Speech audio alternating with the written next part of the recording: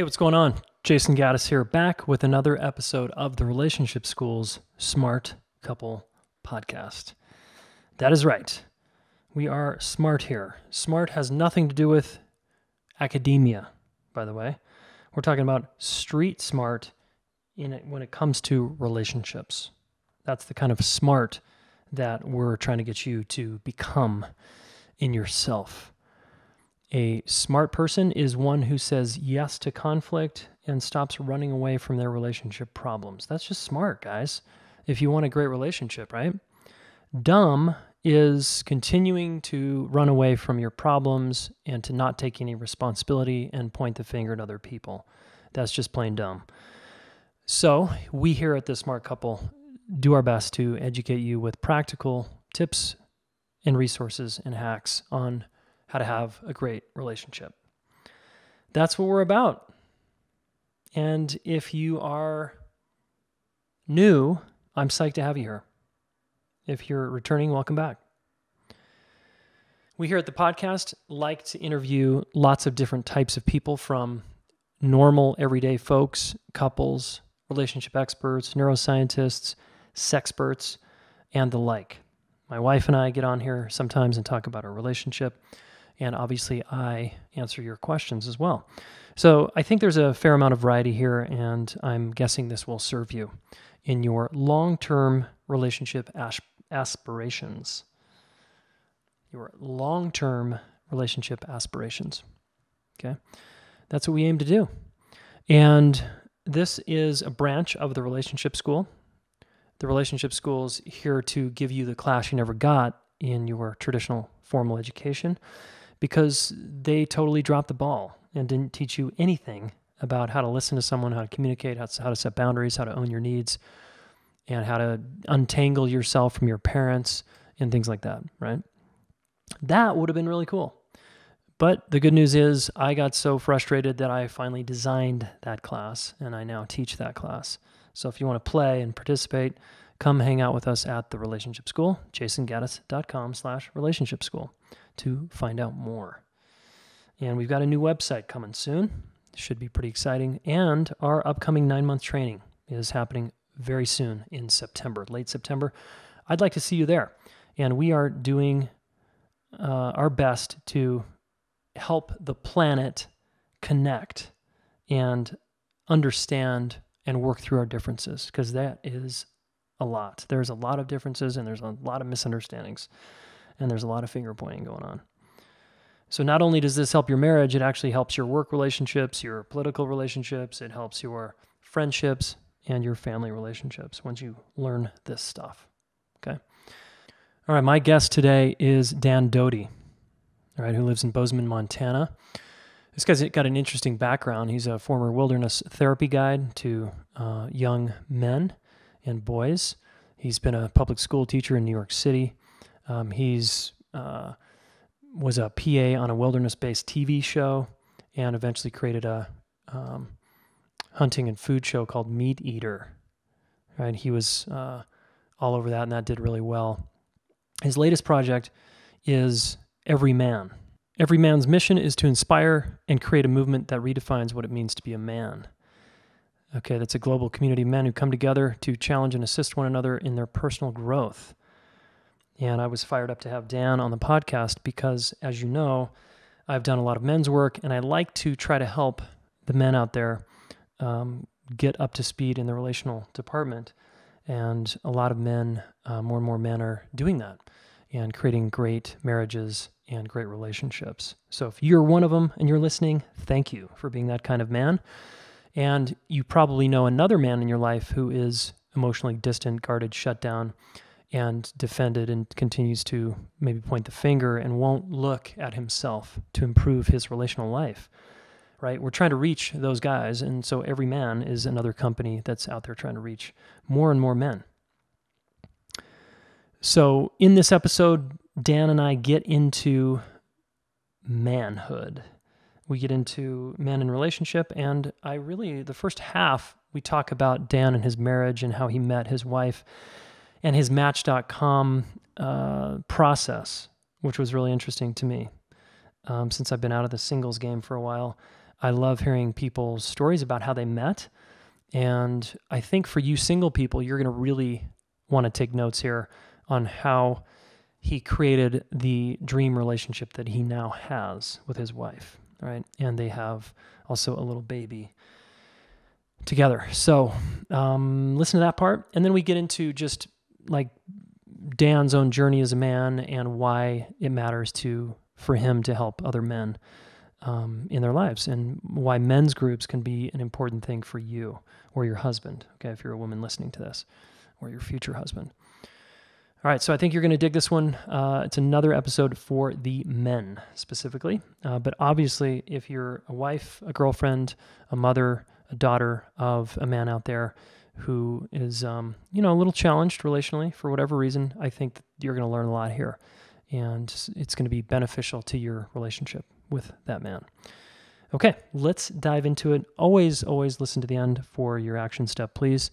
And all right, here we go with Mr. Dan Doty. Welcome to the show, Dan Doty. Thank you. Thanks, man. Glad to be here. Yeah, really psyched to connect with you and hang out for a bit. Yeah, me too. So Dan, just by way of who are you, tell us a little bit about yourself and what you're up to in the world right now. Yeah, I live in Bozeman, Montana. Moved here 3 years ago from New York City. I live with my wife and my son and a bunch of animals out in the country. I am the co-founder of Everyman, which is a for-profit social enterprise whose mission it is to get 1 million men into peer-led men's groups around the world. And to that end, we do education, we do retreats, we do wilderness expeditions, and we're working hard to help guys in some very simple and direct ways, and break down some stigmas of what it means to be a man, but also what it means to be a man who is actively pursuing personal growth. We're trying to change that conversation. Nice. Thanks for doing that work. Yeah. Yeah. Cool. What got you onto that path?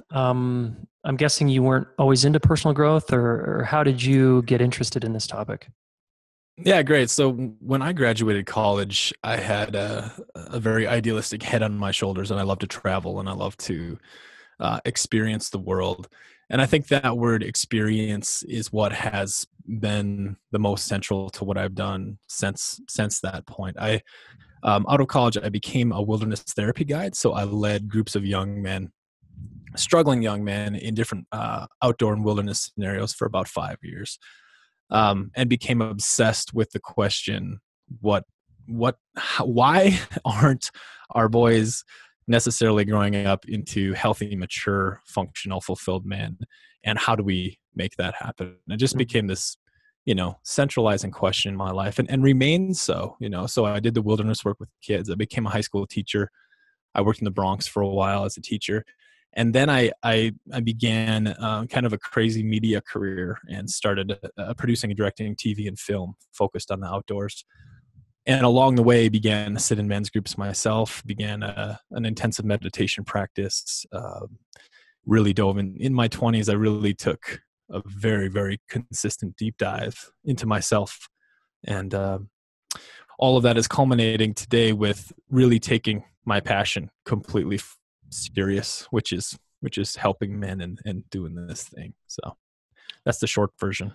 Yeah, cool. I love that we have that. I mean, we've rapped before, but I love that we have that sort of wilderness therapy component in common, because I know instantly when someone tells me they've helped, young adolescent boys or guys in their 20s, whatever, out in the wilderness, I'm like, oh, okay.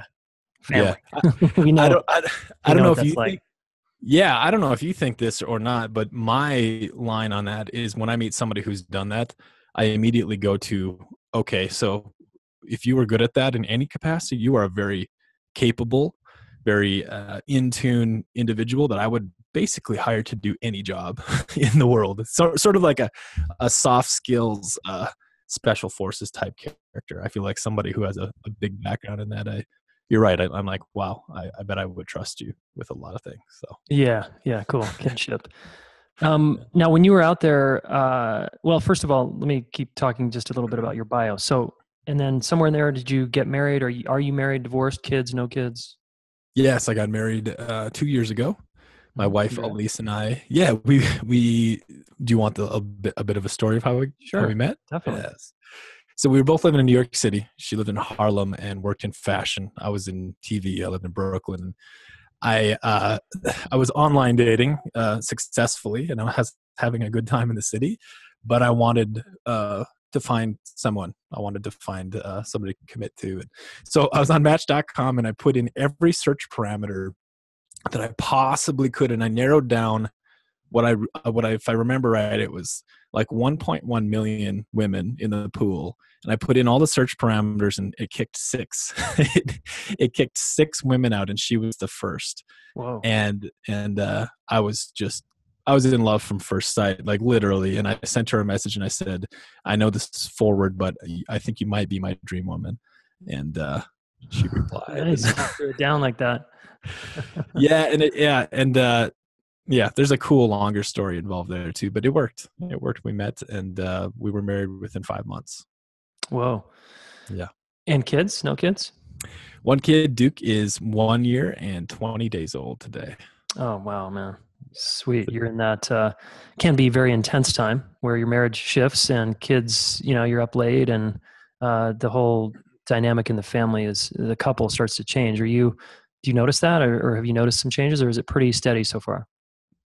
Well, I think the change has been intense since day one, and I would actually say the last 2 or 3 months we have found a more stable, continual existence.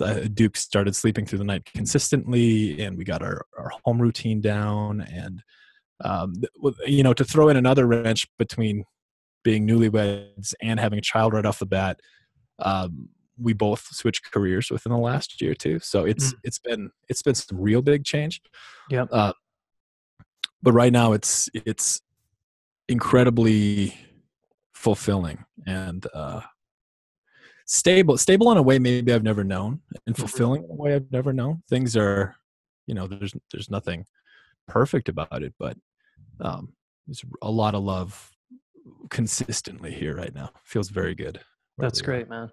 Yeah. What some people would say, oh, 2 years, that's maybe you guys are still in the honeymoon phase. What would you say to a person like that? Would you agree, or you guys actually have faced some pretty big challenges together, or what? Yeah. We're not in it anymore.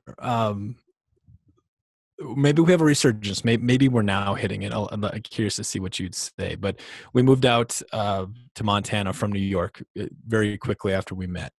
And my wife, unfortunately, got sick in Haiti. She got a stomach bug in Haiti, and it developed into a super bug called C. diff, which is this really nasty intestinal infection that's resistant to antibiotics.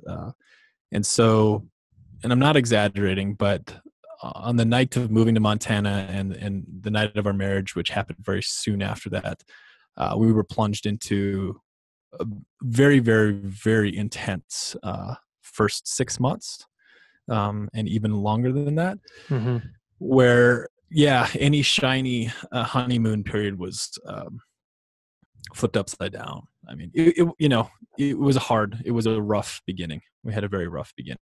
So we had to deal with each other in a very intimate, direct, scary way right up front. Okay. And you're both somewhat into growth and development, would you say? Absolutely. Yeah. Okay. Deeply. So you're willing to, when the challenges come, you're willing to look in the mirror and deal with yourself and things like that.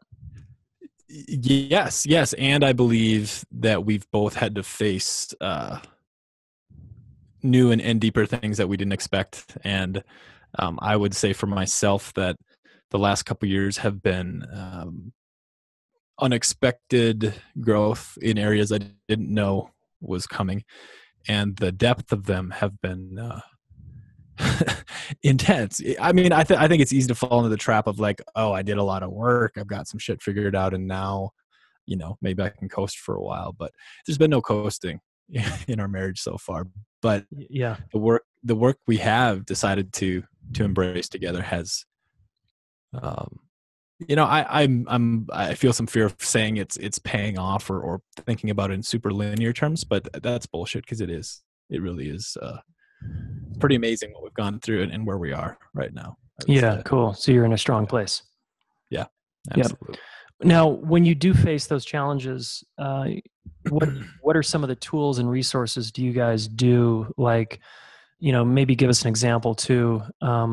You're in a fight, or one of you is sick and struggling, and the other person's like not getting their needs met, or whatever. Sex life is changing after kids. Like, Yeah. do you go to therapy, coaching? Do you have your own resources? Do you read? Like, what do each of you do to get through those? Because a lot of people, they want to know what other people do to get through the challenges. Totally. So when the hardship first really arrived, I think both of our first reaction was, let's go back to the tools we both already know. My background is a deeply somatically based practice. So my meditation background and I would say my man's work background both come from a somatic place, from a body focused place. So that was my initial move, and that did not line up with her initial move. Her background is equally as deep in spiritual practice and sort of coaching type practices, but just came from a different school of thought. So I think we both immediately went to what we knew, and that I think that really caused a lot of harm in some ways, actually, because my approach to some of our struggles were really showing up for her in a way that made her say, fuck you, fuck you, fuck that. What do you know? This isn't working. Uh-huh. So a little ways into it, we went to a a weekend workshop called Hold Me Tight. It was an emotionally focused therapy workshop. And that gave us an opening of a shared language that we both experienced together. We had I had an especially powerful weekend with that. I was able to clearly say a lot of stuff that I'd been feeling and hadn't really had an opening to say. So that gave us a good start. And then we did find a marriage and sex therapist here in Bozeman, Montana, that really stabilized us. And we saw her for about a year, and we couldn't have done it without her. Yeah. And did you, that's awesome. Did you wait to see her until you guys were in pain, or did you go there kind of proactively, or? We did not go proactively. We were in a pretty sketchy spot when we showed up. Yeah. That's how a lot of us do it. Of course, because we think we know how to, I can get through this. And then it's just like, whoa, it gets pretty deep and dark. And that's when we hopefully will reach out to someone. Yeah, absolutely. And in this case, I was the one that really pushed hard for us to go see somebody and for us to get help. And I think what's happened since is like I trust my wife all the way 100% to show up to whatever happens. Actually, and it's really interesting. On the first night that I met her, we're sitting in this bar on the west side of Manhattan, and I had this sense that she would stick with me and stick with what we were going through. And that sense, I mean, there's a lot of reasons that I married her, and there's a lot of reasons that I committed to this, but there was this sort of deep underlying trust in her desire and ability and want to stick through whatever came, And I don't know, I've always hoped that I didn't have too pessimistic of a view, but I have always approached, I don't know, always, I have for the last 10 years approached marriage from the standpoint of who can I stand side by side and say, all right, we're going to go through some dark shit together. And I don't want to prescribe dark shit for us. Right. But right. That's how I approached it, is, who's equally willing to go through it. And you had it sounds like some sort of intuitive sense or felt sense that she would do that with you. Overwhelming and all the way from day one, which is, wow. Yeah. I think that's awesome, because just for the listener, you guys listening, especially the single people, I don't know if that was on your search parameters on Match.com, but it should be for people, right? Is like, can I sense and feel into that this person is someone who will weather a storm when it gets dark? Will they be the kind of person that can stand tall and stay with me and stay with the conversation, and try to work through it? That seems like just really good advice to give people here that are listening.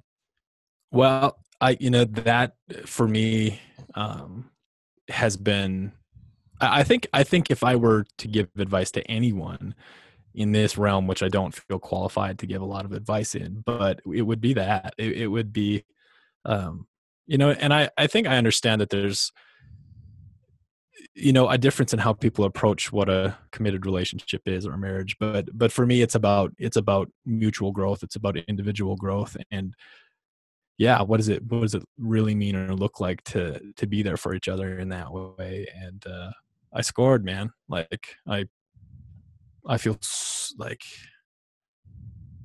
get a little emotional thinking about it, but uh, my wildest dreams were fulfilled in that way. She's there and I'm there, and it's so amazing.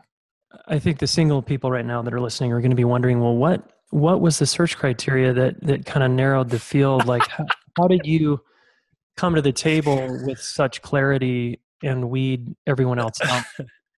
Seriously, I just want to learn from your Yeah. story. Oh Like, yeah. what Yeah. was Yeah. it, do you think? And if she was here, I'd be asking her the same thing. Like, what was it? Yeah.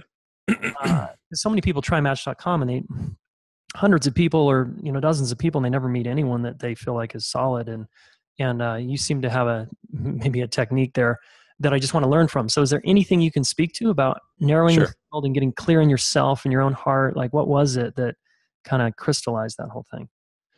Sure. Yeah. I'll see if I can get to it directly. I feel, first of all, I would say the biggest thing was not a technique. I have had the fortune to have a long string of very deep relationships, meaningful relationships with women most of my life that I love and cherish deeply. And so I have stumbled, maybe not stumbled, but I have stumbled into some really beautiful relationships in my life, and this is one of those. Um, as far as being in New York and being single, honestly, I was having a blast. I was in a really great place. I had this career that I loved. I had a great home in Brooklyn by myself. I was in a very at that point in my life, kind of an apex place. Like I Hmm. just I felt great about who I was, about what I was doing, about where I was. I was having very relaxed fun and meeting a lot of people, and yet so more into the technique or how I did it. I knew I wanted a partner. I knew I wanted somebody to, I had a drive to be a dad and to have a family and to just really move into that. And like I prefaced earlier, I felt the growth potential of having somebody to go through life with was huge, and I did want that. And I did workshops with David Data, and I was in men's groups, and I had a substantial meditation practice through Reggie Ray and the Dharma Ocean lineage, Nice. um, and I think, and there's this concept of a consort or sort of like a Mhm.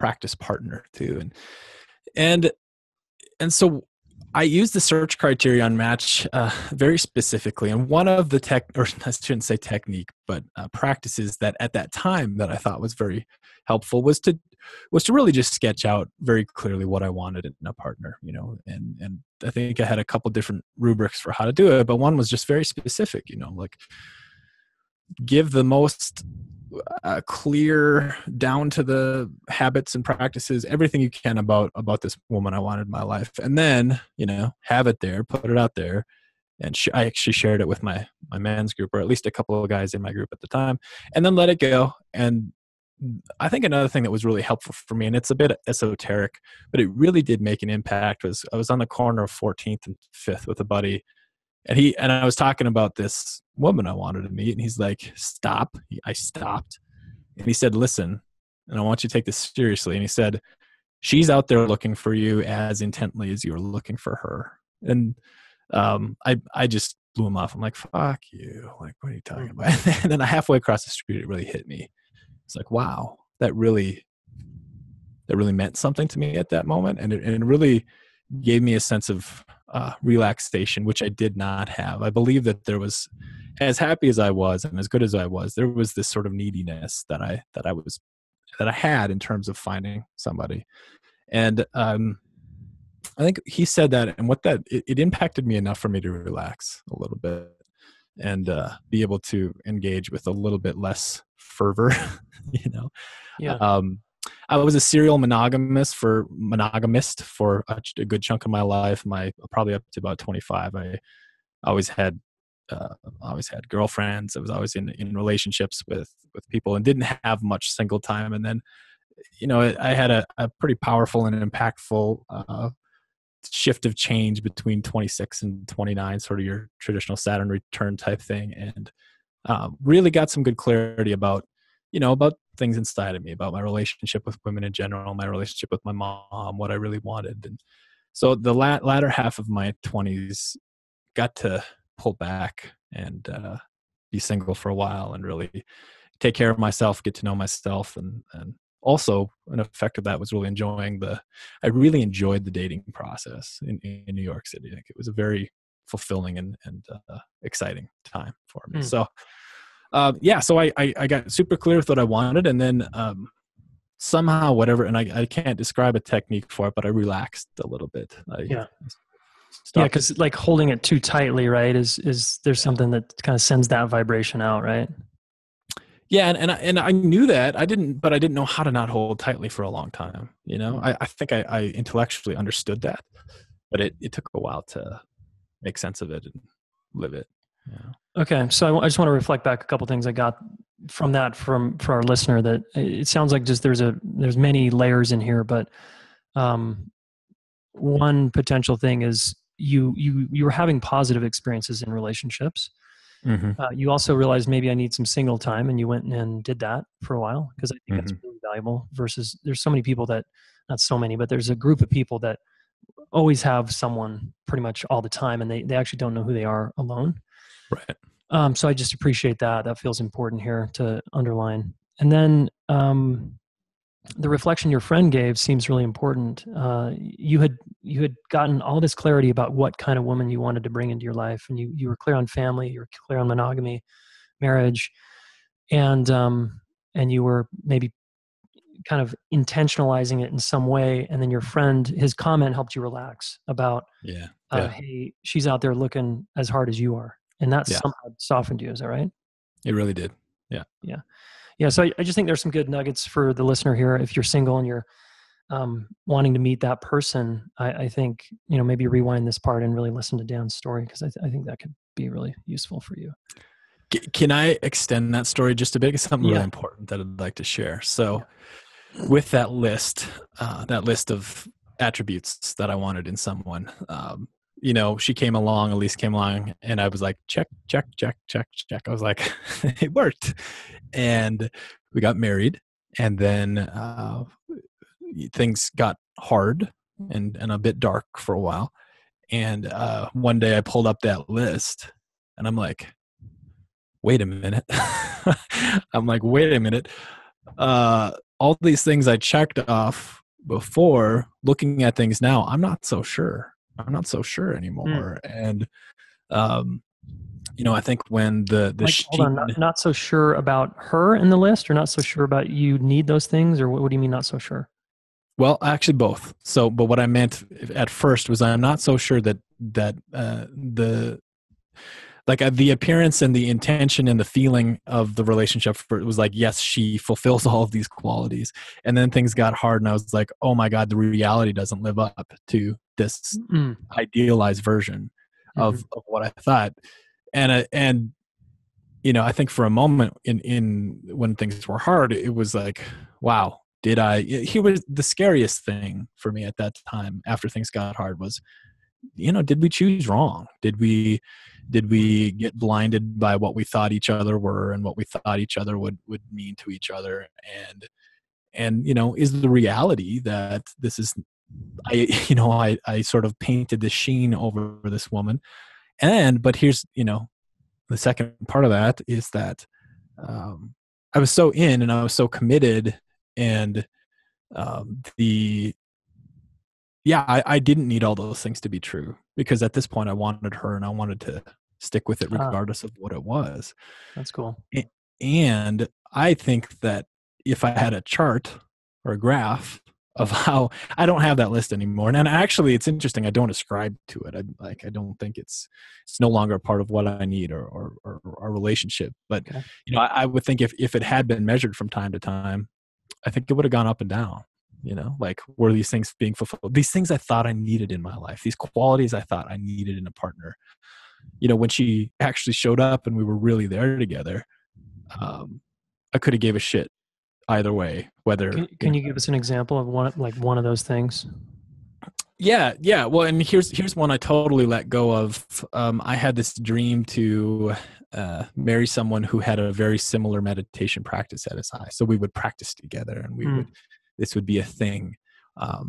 And I think it was that. I think she's a very, very spiritual woman, and we met and we got into it, and then I very optimistically or even naively started bringing in some of these, like, hey, maybe we can do this thing together, and didn't work. Didn't work at all. I tried that one too, by the way. Yeah, and even more than not working, I was dumb enough, I say that with love, I was dumb enough to I was so committed to what I was doing and into what I was doing that it gave a sense of not respecting her background or what and her path. Yeah. And but now, a couple of years later, I've completely let go.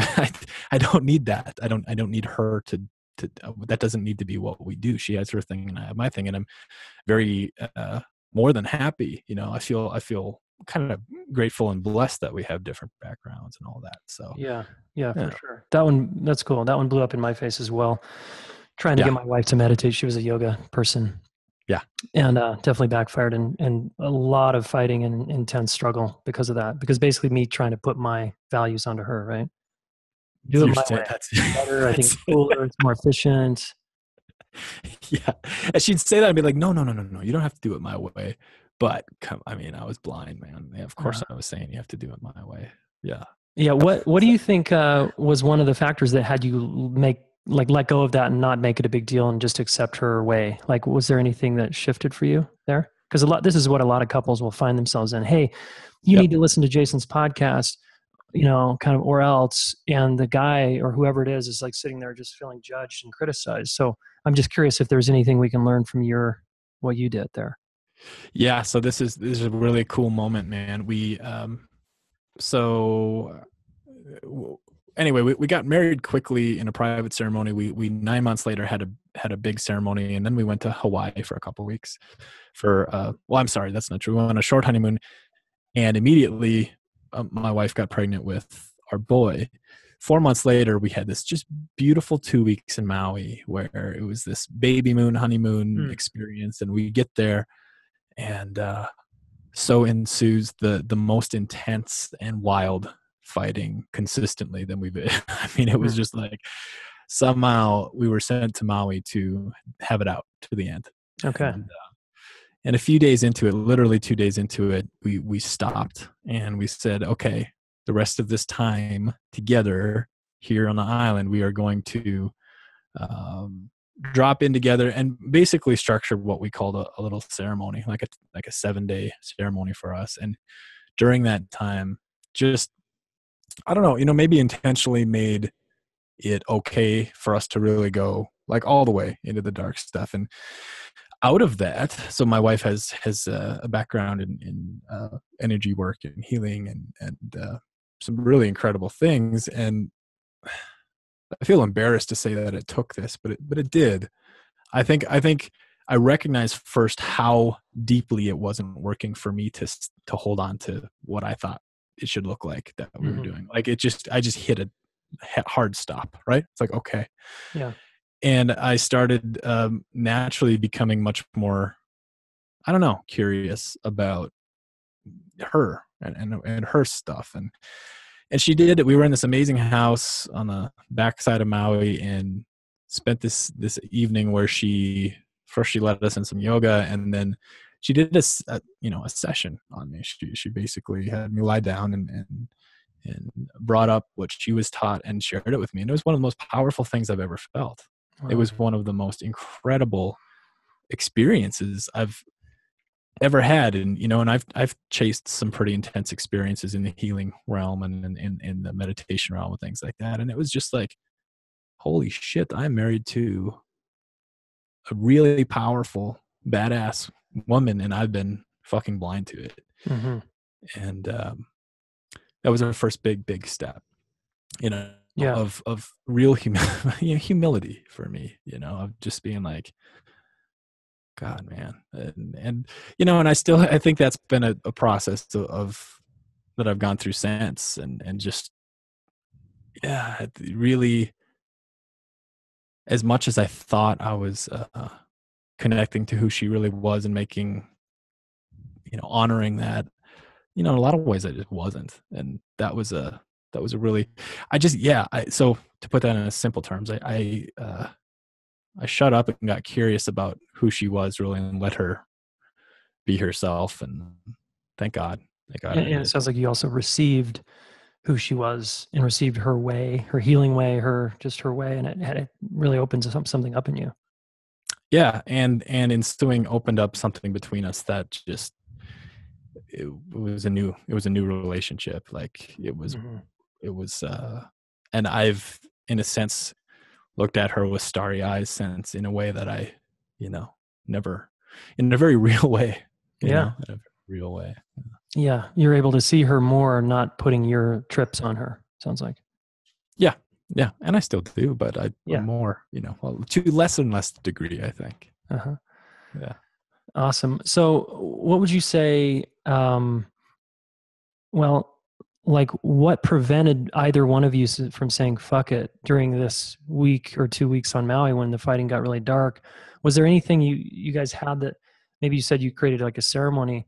Was there sort of a no exit agreement? Because that's where a lot of people blow out. If they get to the really rough stuff and Yeah. they start seeing the person as a big problem, and I'll never get my needs met here. Oh my God, this fighting is going on for days. You know what? Maybe I'm out of here. I'm going to fly home. Fuck this. Like, what kept you guys in it? The first thing that comes to mind is that our vows and our marriage was still fairly fresh, right? And there was a 4-month-old boy in her belly at that time. Right. Right. I wasn't going anywhere. I Okay, so wasn't. you knew that in yourself. I knew that in myself, and listen, it got to that scary of a place at times, of like, searching for flights, or like, what's the out here. But gosh, what was it? I think,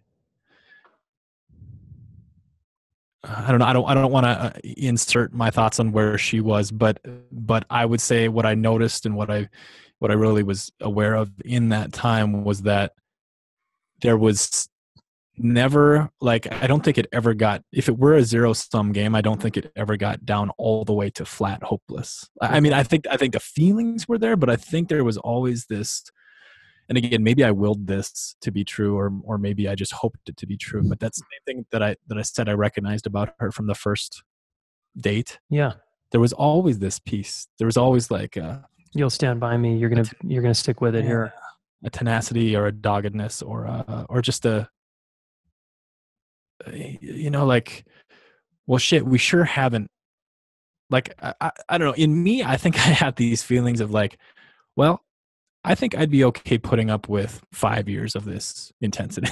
like I just, Mm-hmm. I don't think we weren't pushed that hard for long enough to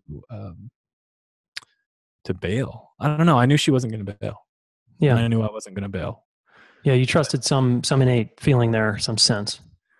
Yeah, but you asked, did we have an agreement? No. I mean, other than our marriage, right? Which those vows were fresh enough to be real and still present. And one of the vows alluded to this, that like, hey, we're going to stick it out through thick and thin kind of stuff, or what?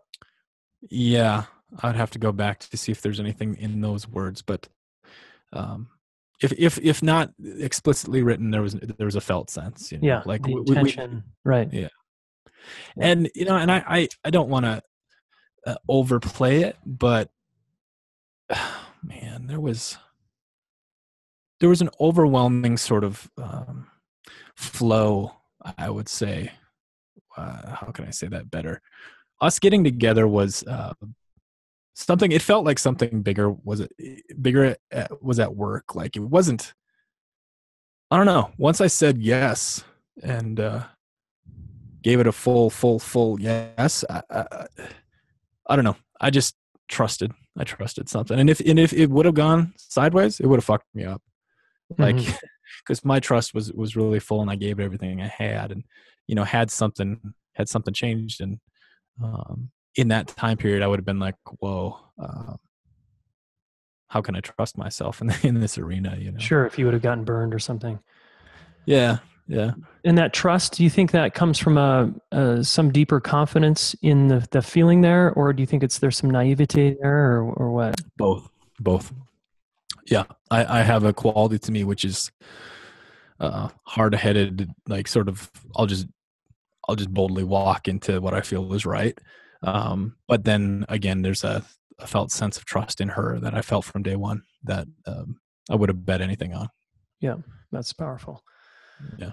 Nice. Cool. Well, I want to rewind to a couple parts of the story just to talk about men for a minute. Because I know you do men's work and you're trying to help men out in the world. There's a few points of your story. You talked about working with some David Data work. You've done some men's work. You meditate. I want to go back a little further to your conditioning, maybe as a boy, and how is it that you came to be even interested in personal growth work? Because a lot of people, maybe you grew up in a family with a therapist or someone that was really into that, or went to Tony Robbins seminars. So I'd love to hear what set the stage for a man who's interested in this kind of work, because I think part of what we're going to talk about a little bit more today is a lot of men won't do this type of work, and their conditioning and just what they grew up with, and the sort of boy code, man code thing. So can you give us a sense of your upbringing and what it was that got you on the path? Yeah, please. Totally. So I grew up in rural North Dakota in a very small town with a very Germanic, Northern European culture where, picture a small town on the plains where it snows and it's very cold and everybody's very isolated in their own homes for half the year.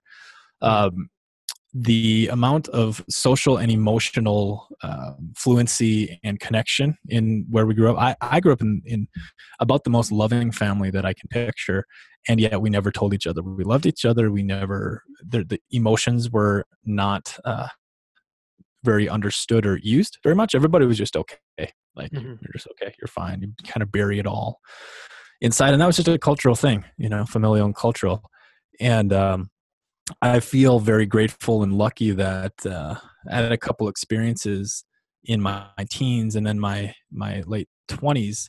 So as a kid, I was pretty naive in a sense. I wasn't very worldly, hadn't been many places. I was very protected and sheltered in some ways, and just sort of, I had a great childhood, man. I loved being outside. I played football. I was in martial arts. I was a musician, and just had a kind of a head in the clouds.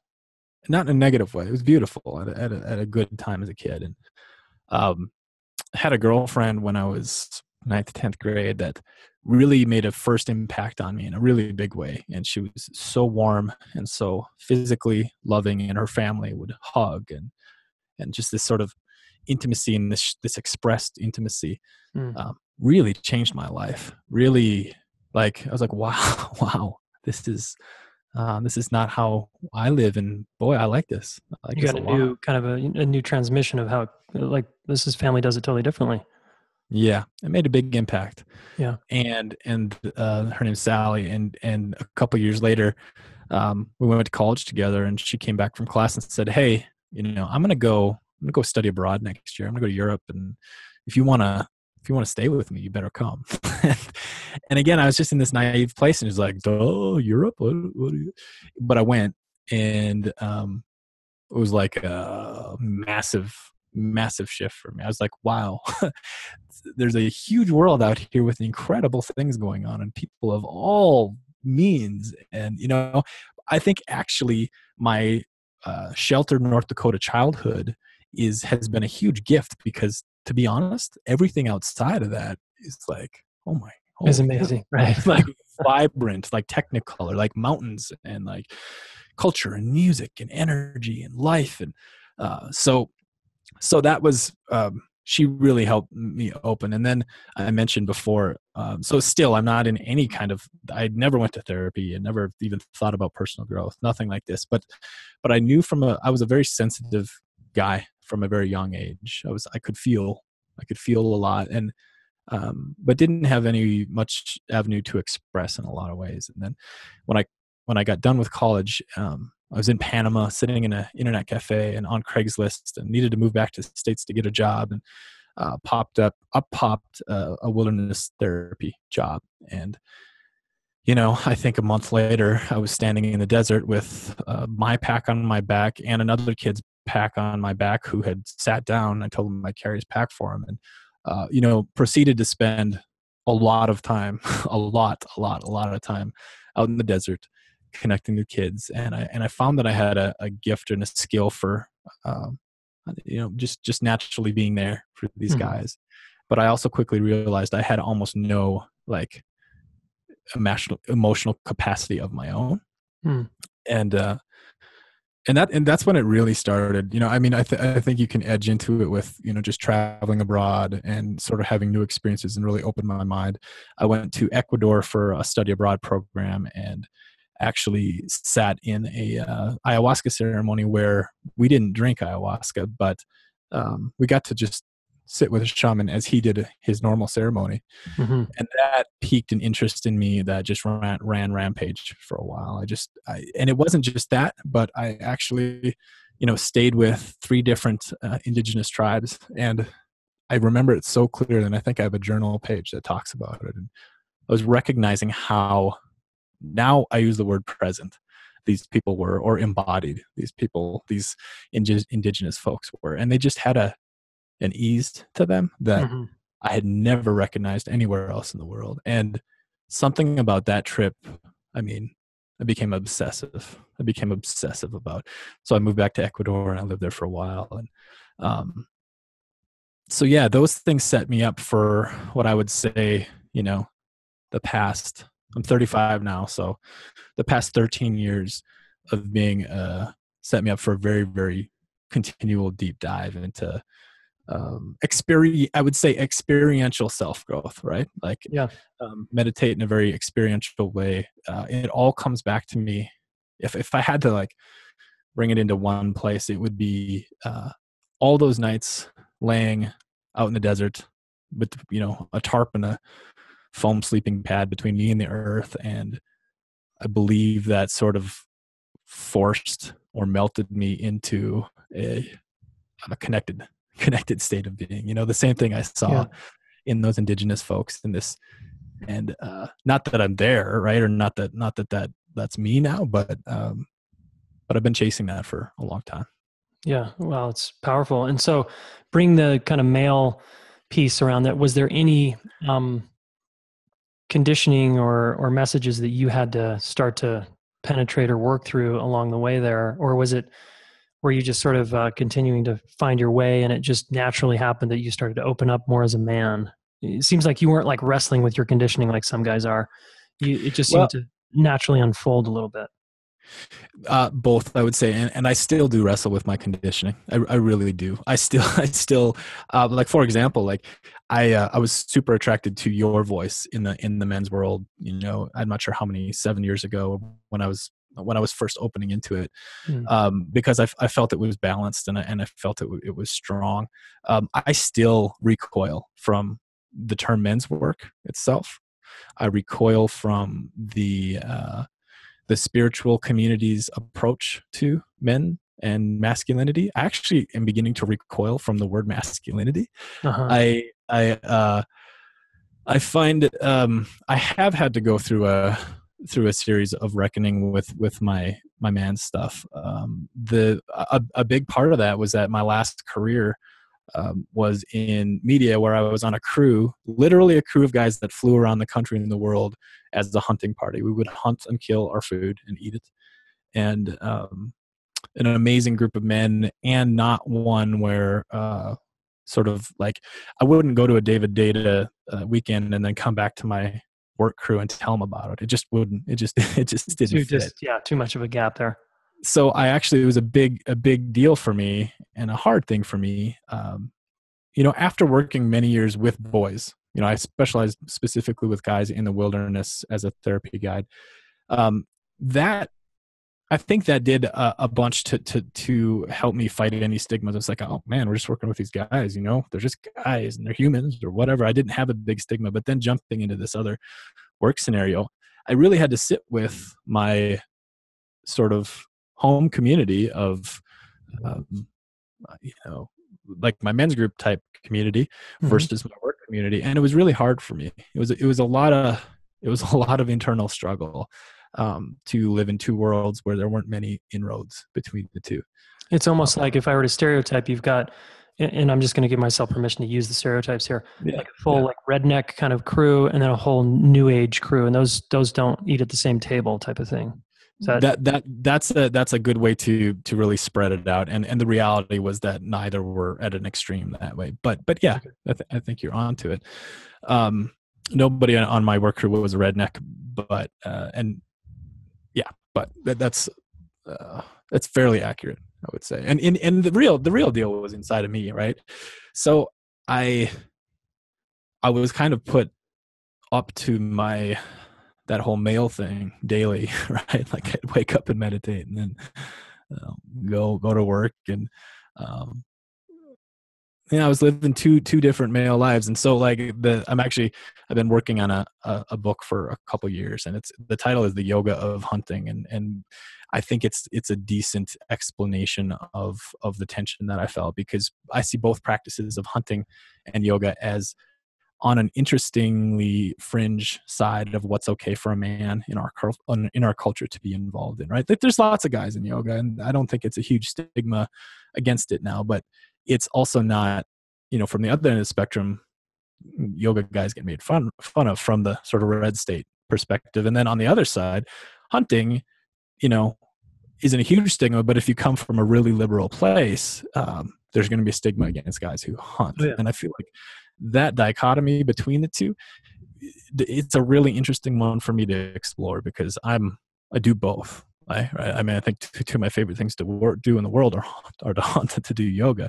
I'm equally bad at both, but I'm somewhat obsessed with both too, and I love them. And I actually think if you really practice both, you see that there's some really interesting connections and similarities between them. They're from my perspective, or from a perspective, there's some really interesting correlations.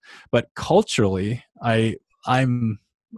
what I'm saying is I believe that they occupy similar spaces on different ends of a spectrum, of a cultural spectrum. So, yeah. And how do you nowadays, given what you're up to in the world, how do you bring that more spiritual side of you into the work with Everyman, your new company, and because that can be a real turnoff, right? To some people, if we lead with our sort of new age or our personal growth jargon, sometimes that can be off-putting to certain male groups, right? So I'm just curious how you reconcile that now. Yeah.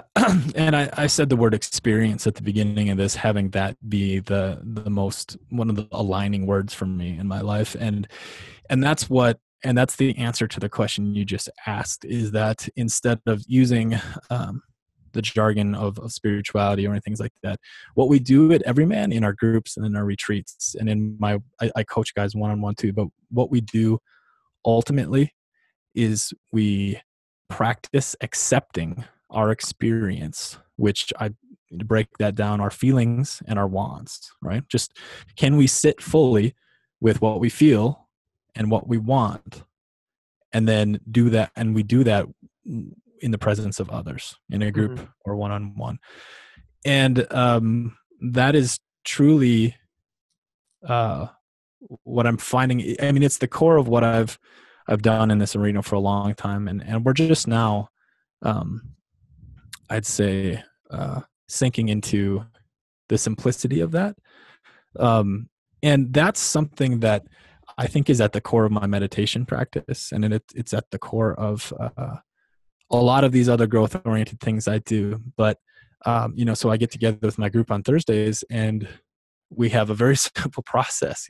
We slow down, We practice feelings, like what are we feeling in our body and how can we connect that to an emotion that we have? And then we literally practice sitting in that. And when it feels okay, then we express it.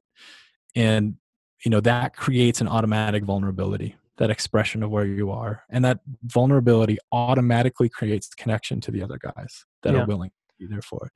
And that's kind of it, man. That's kind of... Well, okay. Just to challenge that for a minute, I'm thinking of a hunter, and I'm thinking even a hunter is going to be receptive to that because that still sounds like feelings, and you got to be in your body, and that's like, right.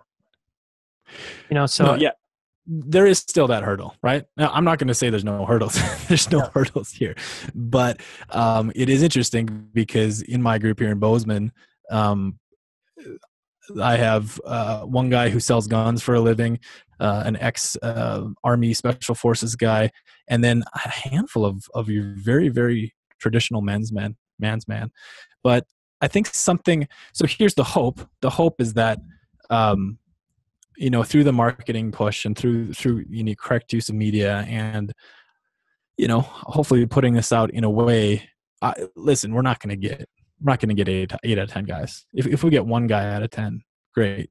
I think that's what I do find happening though. So in Bozeman specifically, our group has just doubled in size in the past month and looks like it's going to go another revolution over that too right now and triple in size.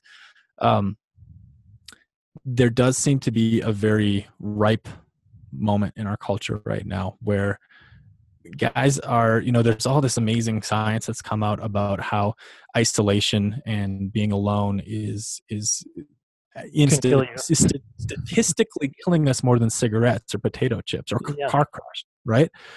And what I'm finding is that there is a softening between some really hard-held ways of being or ways of life. I went on the Joe Rogan Experience podcast, and his listeners, if you want to stereotype them, are meathead, pot smoking jiu-jitsu guys. But the reality is that that community is incredibly open-minded.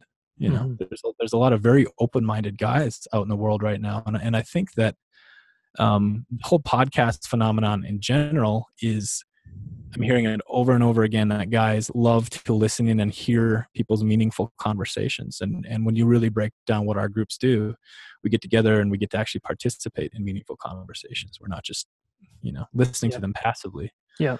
So all that is just to say, the word emotion is going to scare off a bunch of guys, and, so be it. And maybe a little bit down the road. But to me, it is landing in a way that I believe the more and listen, we're not doing anything new. Like I would never say that our men's platform is something completely new and revolutionary. I think we're just positioning ourselves slightly differently. And the deeper, no, I don't even want to call it deeper, but a lot of the work that I've been a part of, so somebody like David Data, or what I would like really honestly to do is create a ramp where we start to destigmatize emotions and spirituality for more of your everyman, right? That's kind of the core. And then, see if they can open up to some of that other stuff too. But yeah, very cool, man. I really appreciate it. Yeah, and I think you're right. There's just, I think there is a little bit of a shift in the male culture at large, especially with the buzzwords of success. A lot of guys want to succeed at something, whether it's performance sports or fitness or business, and in order to do that, so many of the podcasts are talking more about you've got to do some personal development and work on inner state if you want to get to the next level of success, whatever that means to you. So it seems like podcasting and the internet have really opened up a whole new level of tools really for a man to, quote, succeed, right? Yeah, definitely. I mean, even a good hunter, I'm guessing, if you're a really skilled hunter, a lot of that is about tuning into yourself, right? Well, tuning into yourself and the surroundings. Absolutely. You know, I mean, like, I think, that's part of for me, the bliss of it is really getting out there and being a part of I mean, nature, capital N nature. I mean, obviously, and the moment too, in a very plugged in and receptive and aware state. It's a super exercise in awareness. Yeah.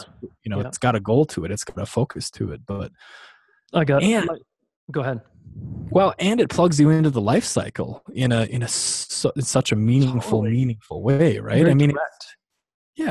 it's incredibly direct. And some of the basic human reckonings that one goes through maybe on their first hunt is it changes you, just like any great experiential thing you go through, and or like whatever it is, like reckoning with death. I mean, most spiritual traditions have have that as an element, and this is just a very human, simple way to go through that process. Yeah, big time. I got a few hunting friends that are working on me, including my brother, who is a very skilled hunter and keeps inviting me. So I'm getting closer, because it's an area I want to awaken in me. Is the direct relationship, to killing my food and just being in rhythm with the death life cycle of nature. It's so I always love hearing about it. Yeah, totally. So tell us, Dan, as we wind down here, tell us a little bit about what you're doing with this everyman thing, and where if a guy's sort of listening here and he's interested and he's intrigued, where he can plug in. Yeah, so our home website is everyman.co, and we spell everyman a little differently. It's EVRYMAN.co. In the next couple of months, that's going to actually shift to .com, but you can get to it through .co regardless. So what we do is we are launching we're actually about to launch a new website that's going to really streamline the process of finding an everyman group near you or creating your own. We're going to use technology to our benefit here and make it more fluid than it is right now. You email me, you want to start a group, I email you back, and we do all this. We're gonna soften that process so make it a little clearer. But we also have retreats and expeditions. So we have an expedition in Yellowstone National Park. It's a 7-day sort of apex experience coming up. You can find that on our website. We have weekend retreats called open source retreats, and we have one in California that hasn't been scheduled yet. We have one in the Berkshires, north of New York City, coming up in December. And beyond that, you can find our podcast on the website too. It's the Everyman Podcast, and you can find it on iTunes, you can find it on Google, all the places. And I'm also available for an email at any time. You can find my email address both on Everyman and my personal website, which is dan-doty.com. So cool. Awesome. And we'll include all this in the show notes. And Dan, just to be clear, like what's the sort of purpose of these retreats or expeditions? Like what am I going to am I just going to hunt, or are they more meditation retreats? Like, give us a little more on what those expeditions or retreats would look like. So no hunting, no hunting at all. They are straight up personal growth retreats, and what happens at them is a combination of. So we have protocols. The steps that I kind of outlined earlier about slowing down and feeling and connecting to each other and expressing. We have some very simple and powerful ways to practice doing that. And that comprises much of the weekend. Say it's a 2-day retreat, but we also hike, and we do some service work. Last time we built about a mile of hiking trail in a couple hours, which was just badass. And we do these at lodges next to some outdoor space. So we have good food and usually have some entertainment. It's my intention is to build these really powerful weekends that literally can change your life and the results have been like guys are walking away with an immense benefit, reckoning with where they are in their life and what they want and who they are. They're going away with that, but we're also doing it in a way that's there's less pressure in a sense. It's also, maybe 30% a bunch of really cool guys hanging out and getting, there's like a social element. There's it doesn't come across feeling like some austere, some austere meditation retreat where everybody's so, focused. There's some lightness. There's some real friendship. And I'm really proud of what's been going on. And literally these retreats are where the brand has grown out of. Last year, a year ago, one of the partners and I put one of these on, just going for it, winging it, and it had such an effect that that's where the brand has really grown from. So Cool. yeah. Well, I really appreciate the work you're doing for men. I know I say it a lot on this podcast that us guys are a bit behind the women when it comes to relational competency. And it's always refreshing and nice when I hear men just trying to help each other out, help us get more emotionally astute and relationally educated and empathic and back in our bodies and back in our hearts where we know like there's so much wisdom in here. So yeah, just appreciate you and what you're doing in the world. Thanks, man. I appreciate being on here. Thank you. Yep. All right. Take care. Okay. Another great interview, especially if we just listen to Dan's personal story there. I mean, most of this interview was about his own journey, which I really think these types of interviews are really valuable. So you can learn from someone's story. Dan and I are both big on stories. So notice that and notice what part of the story you plugged into. Okay, there were a couple of takeaways I just want to share here, and then we'll get to our action step. And again, make sure you look up Dan on everyman.com, and everyman is spelled a little funny, EVRYMAN, and that's in the show notes, okay? And they are on a movement to get a lot of men's groups across the globe. So if you're a man and you don't have a men's group, you might check out Everyman, okay? Now, a couple takeaways for me are check your vows, okay? Granted, his marriage is new, but his vows were fresh, as he said, and it's what helped keep them in the game during tough times. And later on, you want to either update your vows on a regular basis or turn them into agreements, okay, like the 10 agreements. JaysonGaddis.com/10A if you want a sample. And I thought it was really interesting how they went to Hawaii and got away, and it felt like, I think he called it a ceremony where you had to burn through the fight and just get to the bottom of it. Look, the lesson I take there is a lot of couples just bail prematurely on the fight, not only on the relationship, but on the fight. Because they get stuck, you get stuck and you're not sure where to go. And you're like, I don't know how we're going to get through this. You get easily frustrated and triggered, and one or both of you throw in the towel. And then you walk away and maybe days go by and then you pretend like everything's fine.